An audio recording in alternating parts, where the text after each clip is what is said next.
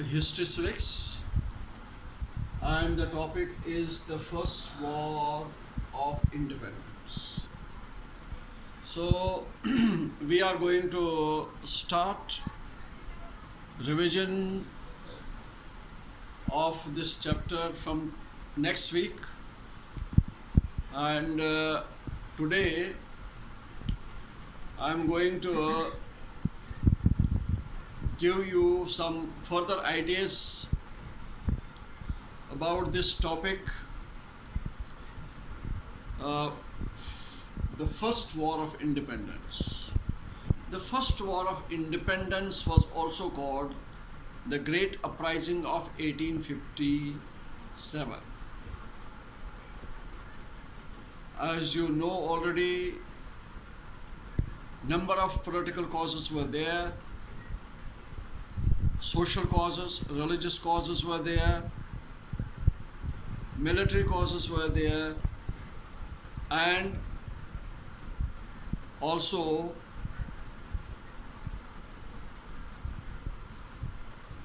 other causes. Now, religious causes which led to the First War of Independence of 1857. First of all, a great number of missionaries came to India during the time of East India Company. Number of missionaries came during this period. They set up the education institutions, and they were supported by the British government in India, by the East India Company rulers, and they began to attack the religious beliefs, customs of the Indian people.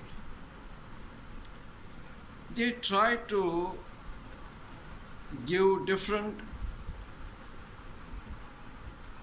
allurements to the people to get converted into Christianity.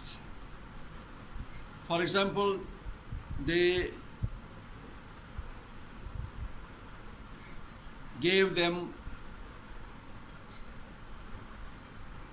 the allurement of promotion in the government services. They gave them allurement of money, and they tried to convert the people of India into Christianity. They kept a Bible period in their education institutions in which Bible was being taught by a Christian priest. They even kept a priest in the jails, where this priest used to teach Bible to the prisoners.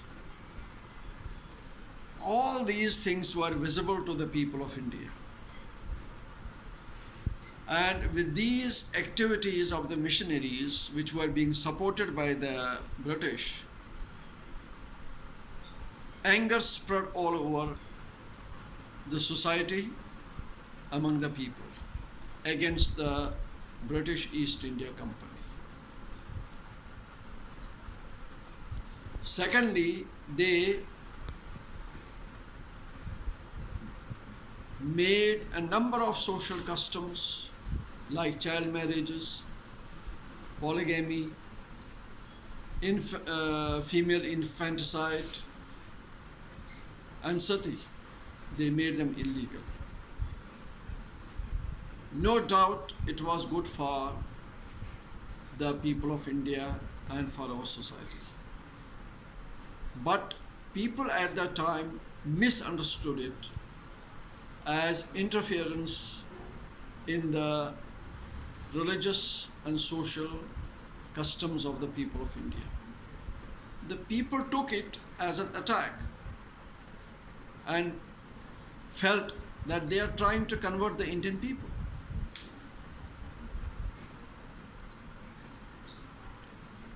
Similarly, they introduced a number of laws, like they made a law that any property attached with mosque or temple will have to pay the tax. They will have to pay the tax. But property attached with the churches, no tax was imposed on them. So it was a huge discrimination and injustice which was deeply felt by the people of India. Similarly, any Indian who used to get converted into Christian, they usually used to be thrown out of his family, and he did not get any share in the property of his father or his forefathers. But now they made a law that any Indian who is converted into Christianity will have a right over the property of his ancestors. So it was clear and deliberate, intentional attempt to convert the Indian people into Christianity. So there were these important causes also which played an important role. Then the British brought trains in India. They brought telegraph system to India. Now when the trains came, the people began to feel that these trains are going to destroy their social order.